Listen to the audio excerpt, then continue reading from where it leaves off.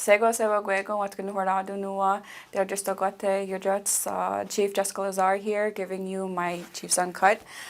I'm still a little bit nervous doing these things, doing these recordings, so bear with me when I present some big news that it's coming in for September and October.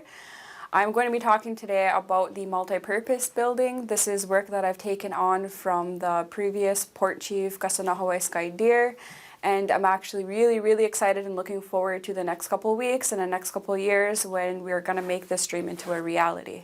So to update you, right now we are in the process of trying to verify or accept an architect for the project. And we have some plans for some of the removals and the replanting of some of the trees and the medicines. So we have a plan coming forward. There's going to be more information to the community. I'm accessible as well if you want to send me an email, if you want to give me a call or stop me anywhere on the street, if you want to have a conversation about the project. I'm here for you to, answer your questions and clarify some of the plans that are moving forward. So in the next coming weeks, we're going to have a couple walkthroughs. We're going to be identifying different trees. We're going to be identifying different medicines. We have a consultant or a company, a professional company that's going to be doing some of the tagging for the trees to be removed. And then we have some community members that are going to be helping us with a walkthrough and tagging some of the trees and medicines that are going to be used for different purposes so that we don't just, waste the wood or waste the trees, that we're using them and that we're doing as much as we can to preserve the nature that's in the area. So that's coming out soon. So that's really exciting because it means that we're breaking ground this year for the project and that we're gonna be doing this. We're doing the thing. We have an internal project manager hire. I believe we had posted it for about 2 weeks for the last round. We're going to be reposting it again in the coming weeks, and it's going to be open for about 2 or 3 weeks in order for you to apply.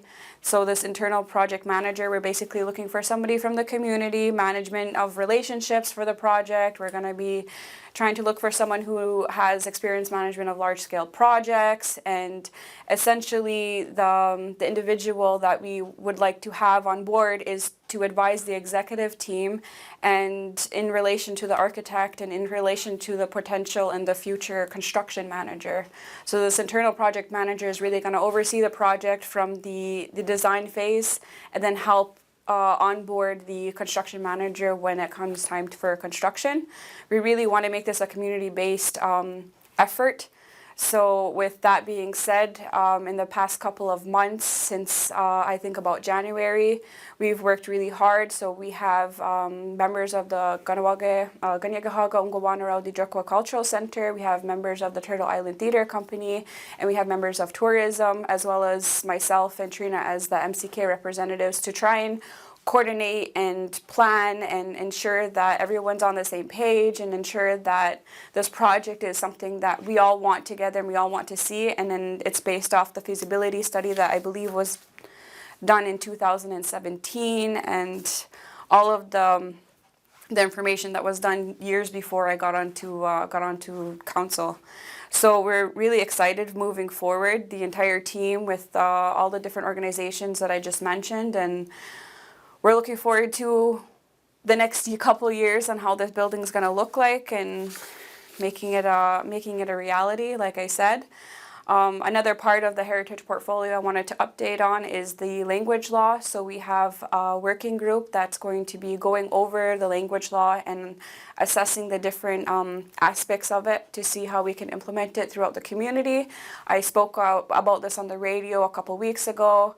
And I basically said that we're trying to find out ways on how we can support different organizations and businesses and community members on how to implement language and culture in their everyday lives. So we're not trying to do like a totalitarian approach. We're not trying to say like you have to do this or you're going to be penalized. It's more like, what can we offer you? How can we support you implement different policies? How can we support you implement this law within your organization so that we can support the language and revitalize language within everyday lives? So that's work that's being done right now on the heritage portfolio, and there's a couple little other projects. I'm looking at my board because I always forget what I'm saying or forget what I'm working on. We have a potential culture exchange with a community called Dingle in Ireland.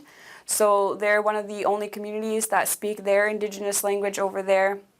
And they want to have some kind of cultural exchange to see different practices, to see different ways of how we can revitalize our language and culture, or how they sustain it. And it's a really interesting opportunity, and there's going to be more to come.